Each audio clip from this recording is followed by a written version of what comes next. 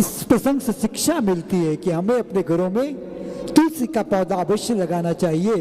उससे घर का वातावरण पवित्र रहता है। जानकी जी ने परकोटे पर सामने ही मुख्य द्वार के समीप तुलसी का पौधा लगाया, नित्य प्रति पूजा करती है। पर्णकुटी में आरती उतारती हैं जानकी जी।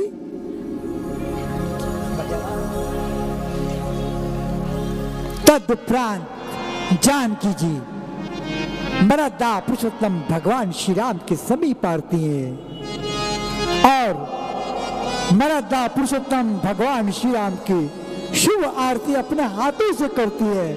मर्यादा पुरुषोत्तम भगवान श्री राम आशीर्वाद देते हैं। इस प्रसंग से शिक्षा मिलती है कि हर नारी को अपने पति का सम्मान करना चाहिए।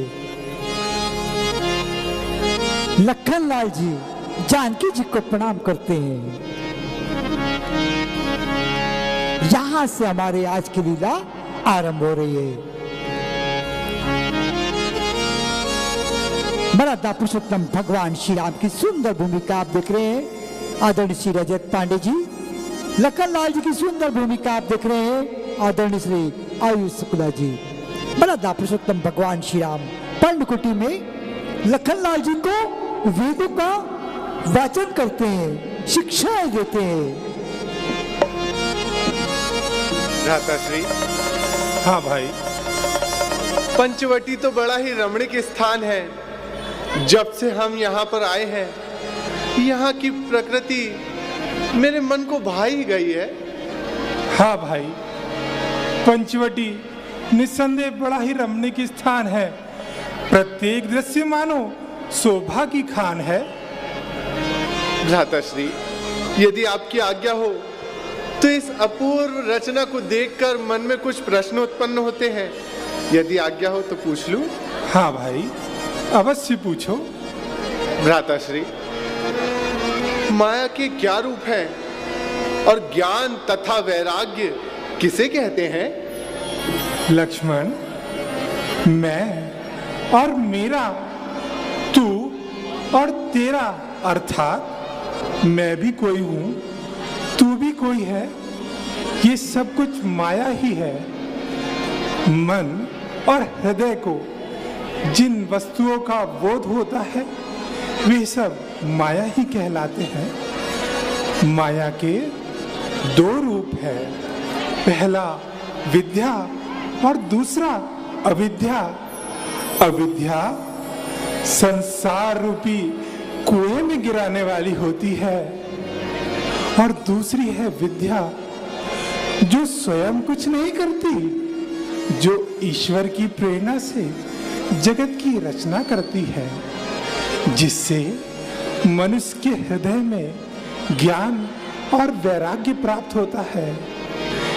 योग से ज्ञान और वैराग्य से ध्यान प्राप्त होता है, जिससे मनुष्य समस्त संसार में नारायण रूप को देखता है और जो भक्ति का करने वाला है वह शीघ्र ही मेरी प्राप्ति कर लेता है। तो भ्राताश्री, भक्ति के क्या उपाय हैं?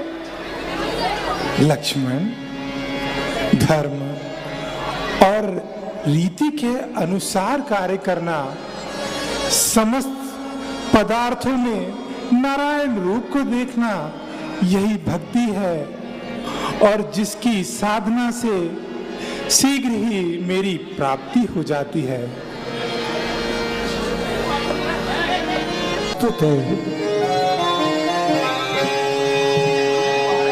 लक्ष्मण,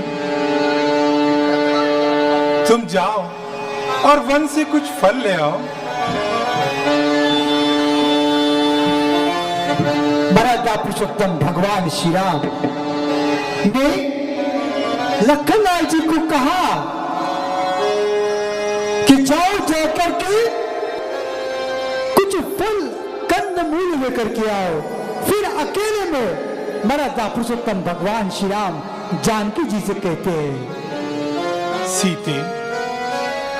जी प्रभु। मैं इस मनुष्य रूप में कुछ नर लीला करना चाहता हूँ, जिस हेतु मुझे राक्षसों का समूल विनाश करना है।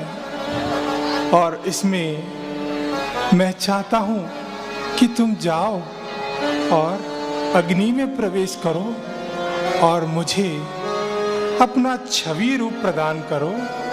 जी प्रभु। मराठा पुरुषोत्तम भगवान श्री राम को प्रणाम करती है जानकी जी और उनके सही स्वरूप को मन में रख करके अग्नि में प्रवेश करती है।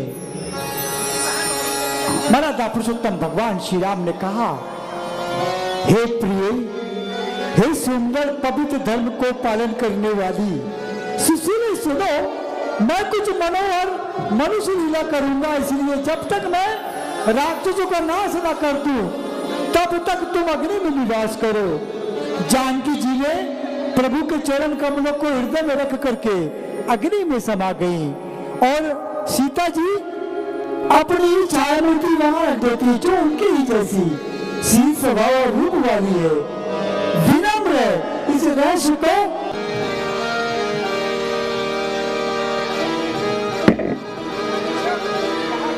सुंदर कपट मृग बन गया मारीच।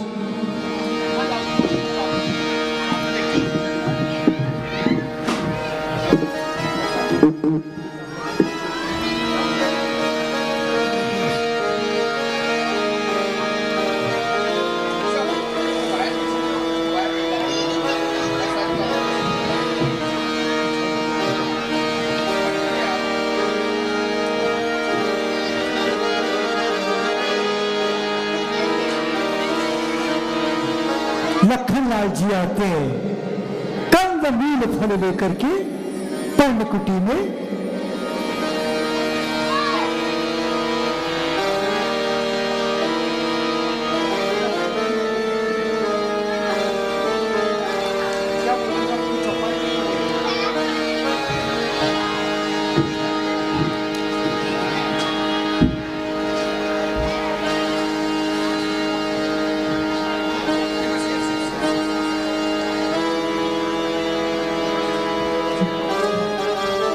लखनलाल जी कंद मूल फल लेकर के पर्णकुटी में पहुंचे।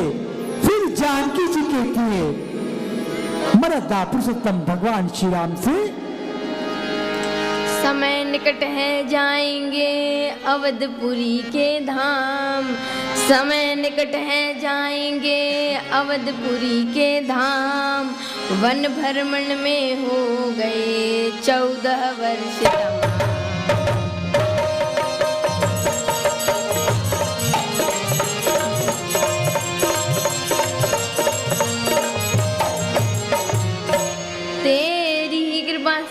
हे ईश्वर, तेरी ही कृपा से हे ईश्वर, सब दिवस कटे आसानी में।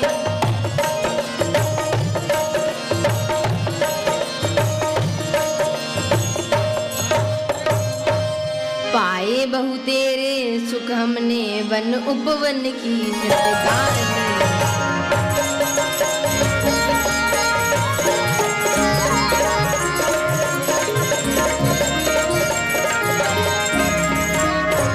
अब लौटावत को जाएंगे, अब लौटावत को जाएंगे, देखेंगे नगरी की शोभा।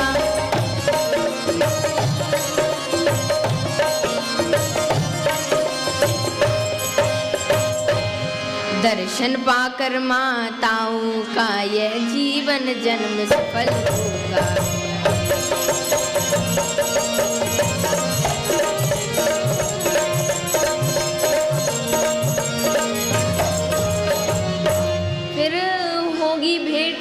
भरत जी से, फिर होगी भेंट भरत जी से, सखियों से मिल सुख पाऊंगी।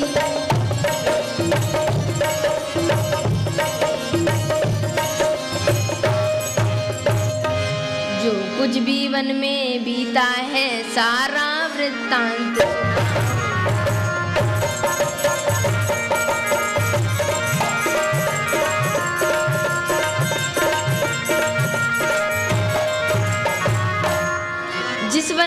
समय प्रजावासी दुखी होते थे, वह वन कितना सुखदायी है।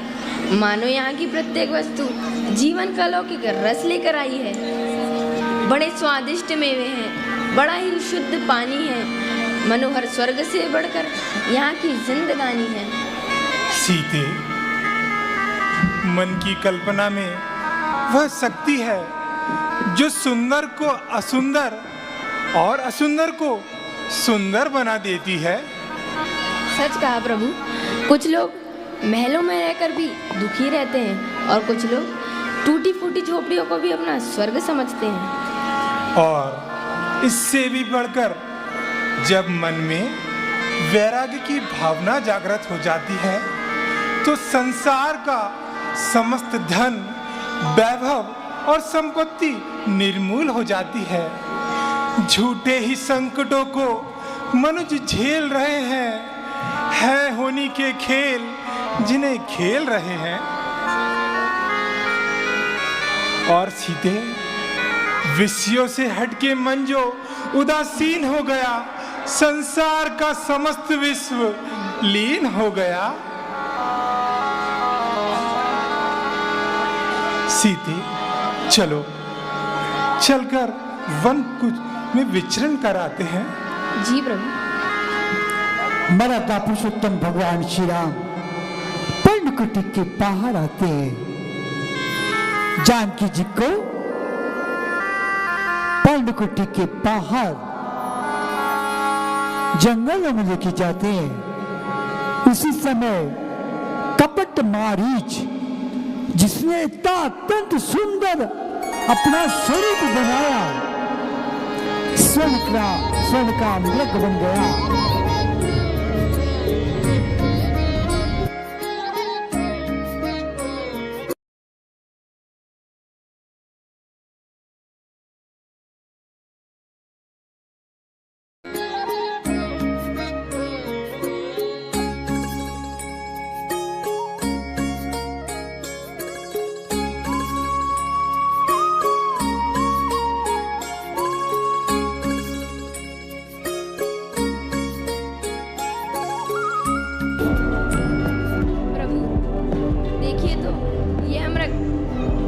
वन की छटा का आनंद उठा रहा है, मानो जीवन की असारता को भूला जा रहा है। हाँ हाँ प्रिय, ये तो अपनी ही मस्ती में विचरता फिर रहा है।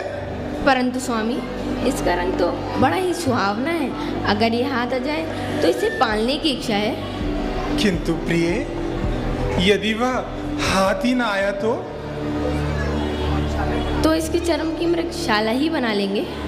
ठीक है सीते, मैं अभी जाता हूँ। सब कुछ जानते हुए भी श्री रघुवीर जी मराठा पुरुषोत्तम भगवान श्री राम मन लीला कर रहे हैं। जानकी जी की ओर देख करके कहते हैं, प्रभु कहो सीते। तब जानकी जी ने कहा, हे देव, हे कृपालु रघुवीर, सुनिए, इस मृग की बहुत सुंदर छाल है, मुझे लाकर दे दीजिए। हे सत्य प्रतिज्ञ प्रभु, इसका चमड़ा ही ला दीजिए। तब श्री रघुवीर जी कहते हैं, लक्ष्मण जी भ्राताश्री। जानकी चाहती है कि मैं वह स्वर्ण मृग जानकी के लिए ले आऊं, इसीलिए मैं उसके पीछे जा रहा हूं। तुम यहाँ पर सावधान रहना, क्योंकि जब से खर और दूषण का वध किया है, यहाँ पर राक्षसी प्रकोप बढ़ सा गया है। तुम मेरे पीछे यहाँ से एक पग भी ना रखना और हर प्रकार से जानकी की रक्षा करना। जैसी आज्ञा प्रभु, आपकी आज्ञा का पालन किया जाएगा। मराठा पुरुषोत्तम भगवान श्री राम ने लखनलाल जी को कहा कि तुम जानकी की रक्षा करना, मैं तुम्हारे कोई सौंप करके जा रहा हूं। मैं स्वर्ण मृग को लेकर के आता हूं। प्रभु जाते हैं उस स्वर्ण मृग के पीछे। मारीच के कपट मृग बनने का सब कारण जानते हुए भी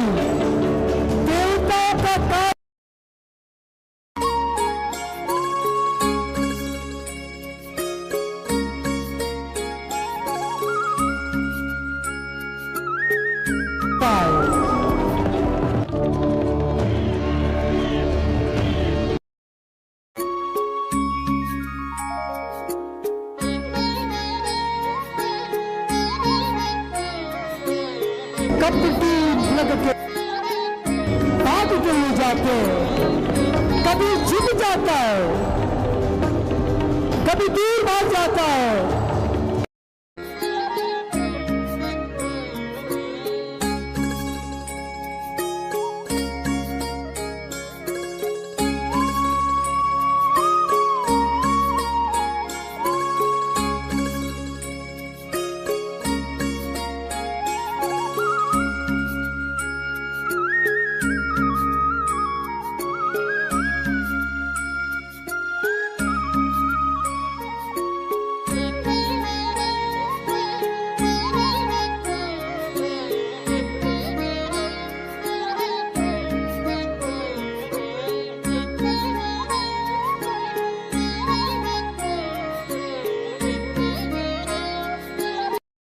बचाओ, यह आवाज जानकी जी के कानों में आती है। लक्ष्मण, तुमने कुछ सुना?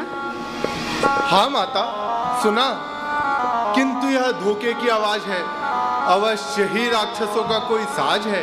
नहीं नहीं, तुम जल्दी जाओ, अवश्य ही उन पर कोई संकट आया है, इसलिए तो तुम्हें बुलाया है। देवर देवर जाकर देखो, देवर देवर जाकर देखो, रघुराई तुम्हें टेरते हैं।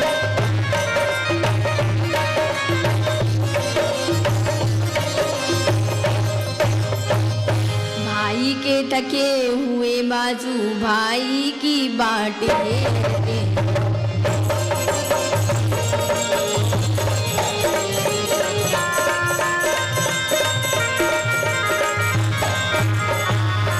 भगवान न जाने अपने सुख, भगवान न जाने अपने सुख, कितने कष्टों के मुख में है।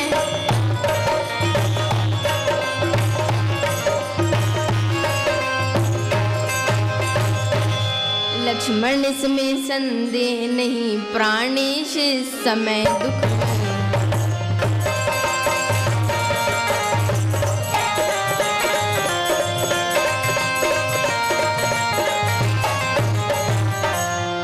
माताश्री, ऐसा ना कहिए, कुछ सोच समझ कर आज्ञा दीजिए। और याद रखिए, किसका साहस है हे माता, किसका साहस है हे माता, जो उन्हें कष्ट पहुंचाएगा।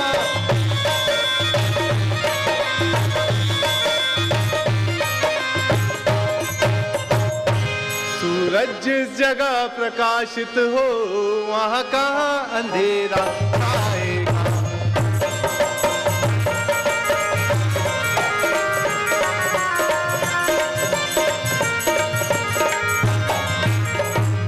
और माताश्री, अच्छा माना दुख आया भी, अच्छा माना दुख आया भी, तो दुखी नहीं कर पाएगा।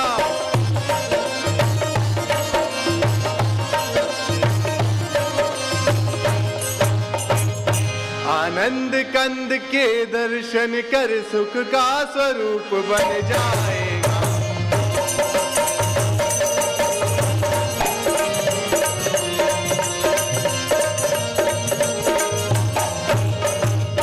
और माताश्री, यह वन विशाल है व्याघ्रवाल, यह वन विशाल है व्याघ्रवाल, वह चारों ओर घनेरा है।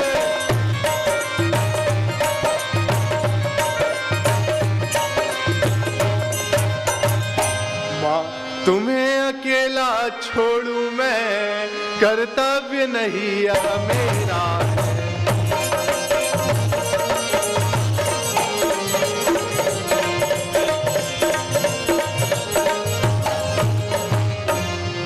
क्या तुम भाई के संकट में भी काम नहीं आओगे? संकट?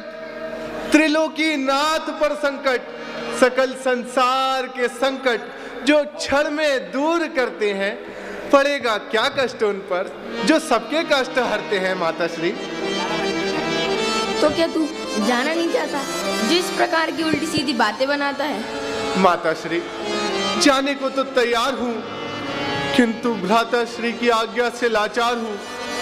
अधर्मी राक्षस हैं, जाल धोखे के बिछाते हैं, माया के हजारों रूप क्षण भर में बनाते हैं माता श्री। किंतु लक्ष्मण, मेरी दाहिनी आंख फड़क रही है, नेत्रों के सामने बिजली सी कड़क रही है, शगुन अच्छे नहीं है। तुम जाओ, शीघ्र चले जाओ। किंतु माता श्री। लक्ष्मण, मैं तुम्हें आज्ञा देती हूँ कि इसी समय पंचवटी छोड़कर मृग वाली दिशा में चले जाओ। और आपको इस प्रकार अकेला छोड़ दूं? हाँ, छोड़ दो। किंतु यदि कुछ हो गया तो? लक्ष्मण, यह अधिक बातें करने का समय नहीं है। तुम इसी वक्त पंचवटी छोड़कर मृग वाली दिशा में चले जाओ। क्षमा कीजिए माता श्री, क्षमा कीजिए। इस ढीठ लक्ष्मण को क्षमा कीजिए। मैं आपकी यह आज्ञा नहीं मान सकता। अब समझी कपटी लक्ष्मण, मैं तेरे कहने का भाव अब समझी। तूने अवश्य ही पाप का संकल्प किया है और मुझे अपनी बनाने के लिए तू अयोध्या से हमारे साथ आया है। पर याद रख, सच्चे को झूठा करना कोई खेल नहीं, सतियों का धर्म हरना कोई खेल नहीं। देव धनुष गंधर्व जो मिलकर भी आएंगे, सीता को अपने धर्म पे निश्चल ही पाएंगे। हाय हाय, मैं क्या सुन रहा हूँ? क्यों पाप का भागी बन रहा हूँ? आंखें फूट जाए यदि बद नजर करूं, हो नरकवास पाप का चिंतन अगर करूं। श्रद्धा है दिल में आपको जगदम्बे मान के, और माँ चरणों को पूजता हूँ सुमित्रा माँ जान के।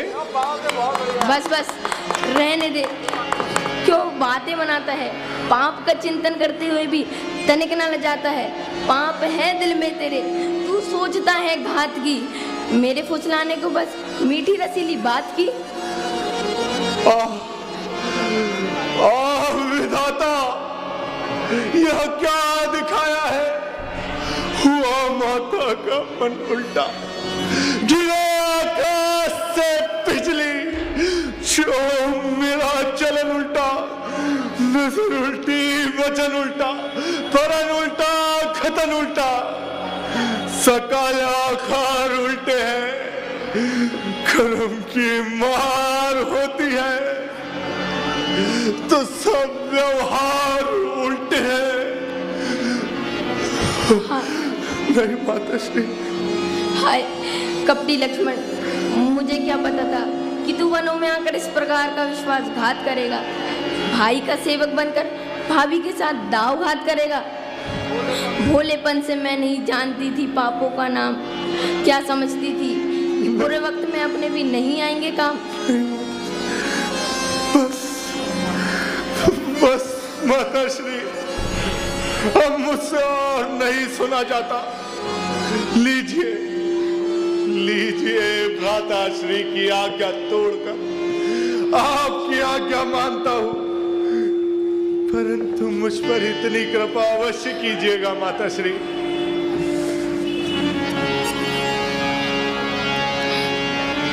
जानकी जी ने हृदय में चुभने वाले वचन कहे। लखनलाल जी का मन चंचल हो उठा। तब लखनलाल जी ने एक रेखा खींच दी और फिर कहते हैं लखनलाल जी जानकी जी को, माता श्री, इस रेखा का उल्लंघन ना कीजिएगा। लांग कर यह रेखा जो कुटिया के अंदर आएगा, आन है उसे लक्ष्मण की, यही भस्म हो जाएगा। अच्छा माता श्री, आज्ञा दीजिए। ये माता सीता जी का जो अदाकारी कर रहे हैं प्रज्ञान शुक्ला, हमारे मुख्य निर्देशक जी के सुपुत्र हैं। अगर आपको पसंद आई होगी तो इनका उत्साह आप जरूर बढ़ा सकते हैं। तो जानकी मैया की और लखनलाल जी की भूमिका आयुष शुक्ला जी निभा रहा है, उनके लिए भी एक बार जोरदार आशीर्वाद करो, ताली बजाइए। लखनलाल जी का मन चंचल हो गया। वो जानकी जी को कहते हैं उसे लिया है। जानकी जी को शिक्षाएं भी दी। कहा है मां, प्रभु को कोई विपत्ति नहीं हो सकती। कपटी मृग जब अपने देह को त्याग रहा था, तब उसने सबसे पहले लखनलाल जी का नाम लिया, फिर प्रभु श्री राम का स्मरण करके अपने प्राण को त्यागे। लखनलाल जी सीता जी को वन और दिशाओं को सौंप करके जाते हैं। रावण सूना मौका देख करके सन्यासी के भेष में पर्णकुटी के समीप पहुंचता है। रावण, साधु रावण की सुंदर भूमिका आप देख रहे हैं अभिषेक विद्यार। अलग निरंजन, अलग निरंजन, जग में उसका यश फैले जो संत जनों को देता है। चंचल माया है दुनिया की, जो मूर्ख उसको सेता है। नीति यही है, नियम यही है, वेदों का ज्ञान यही है। जो बोता है सो पाता है, जो लेता है सो देता है। अलग निरंजन, अलग निरंजन।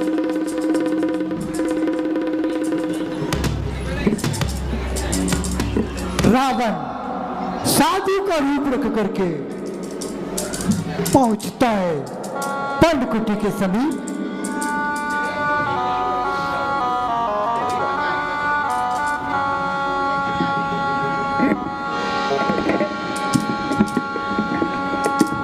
अलग निरंजन, भिक्षाम देहि, भिक्षाम देहि, भिक्षाम देहि। महात्मन प्रणाम। चिरंजीवी रहो देवी। हे माई, मुझको भिक्षा दो, मर्तबा रहे आला तेरा। भगवान तुझे जीता रखे, हो सदा बोलबाला तेरा। तू दूधो नहा, तू पूतो फल, तू दिन बढ़ भागन हो। भूखे को थोड़ा भोजन दे, देवी तू अटल सुहागन हो। ठहरिए महात्मन, मैं अभी कंदमूल लेकर आती हूँ। रावण ब्राह्मण के भेष में जानकी जी को सूना पा करके पर्णकुटी के समीप जाकर के कहता है कि हे माँ, मुझे भिक्षा दो। जानकी जी पर्णकुटी के अंदर जो कंदमूल फल है उनको लेकर के आती है। जानकी जी इस रहस्य को समझ ना पाई।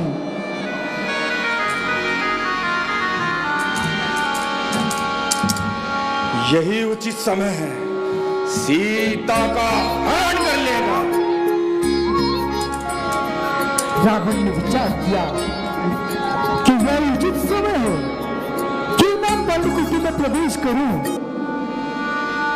जैसे ही रावण पर्णकुटी में प्रवेश करता है तो देखता है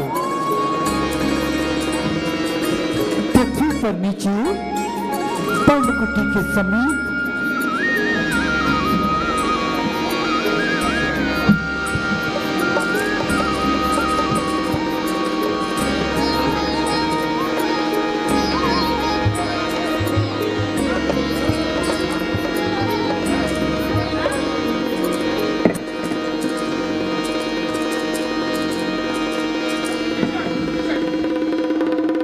जैसे ही पर्णकुटी के अंदर प्रवेश करने का प्रयास करता है, रेखा को देख के समझ गया। अब मुझको यह मालूम हुआ, ये रेखा रंग बदलती है। जैसे ही पांव बढ़ाया तो देखा ज्वाला सी जलती है ये कोई माया या तेज किसी योगी का है, अथवा सीता है महासती, या सत इसी महासती का है। क्या करूं? यदि रेखा का उल्लंघन करता हूं तो निश्चित ही मरण मेरा। अरे कैसे सीता का हरण करूं या हो तो प्राण हरण मेरा। सीता को बाहर लाने के लिए कुछ ना कुछ तो युक्ति लगानी होगी। रावण समझ गया कि ये साधारण तपस्वी नहीं है, लखनलाल जी ने कह दिया था जानकी जी से कि जो इस रेखा को पार करेगा वह भस्म हो जाएगा।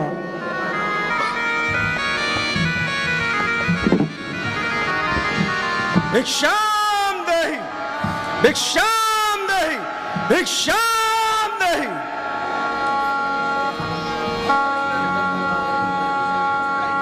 जानकी जी कंदमूल फल लेकर के आती है।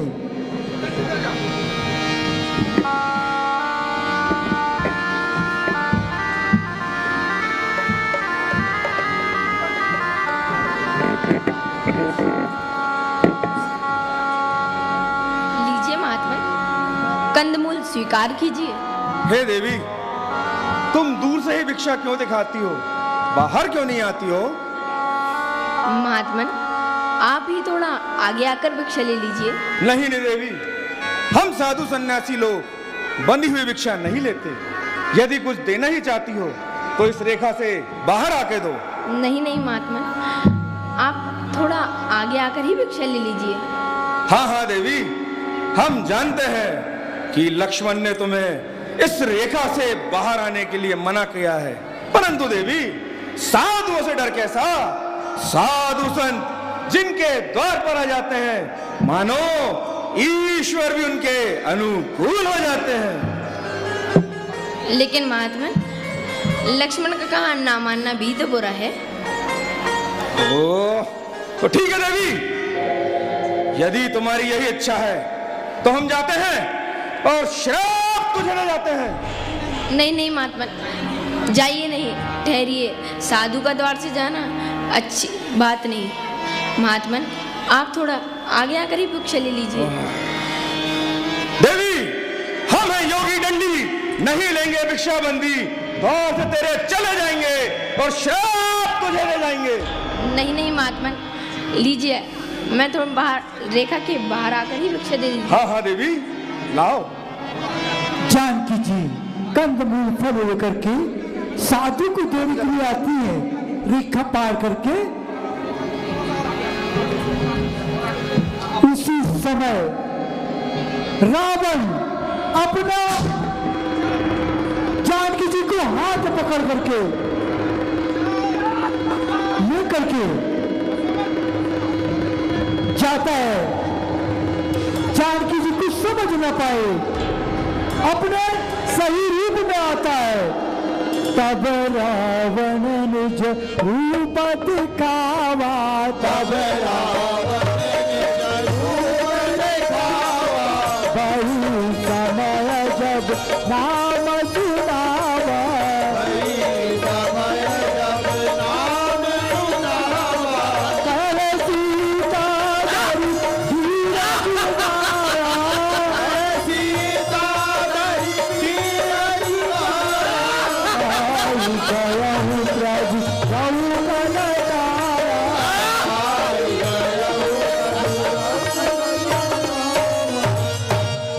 सीते, तेरा स्थान इन जंगलों में नहीं, मेरे स्वर्ण के महलों में है। मैं हूं दिग्विजय, लंकेश्वर, दशानन, रावण।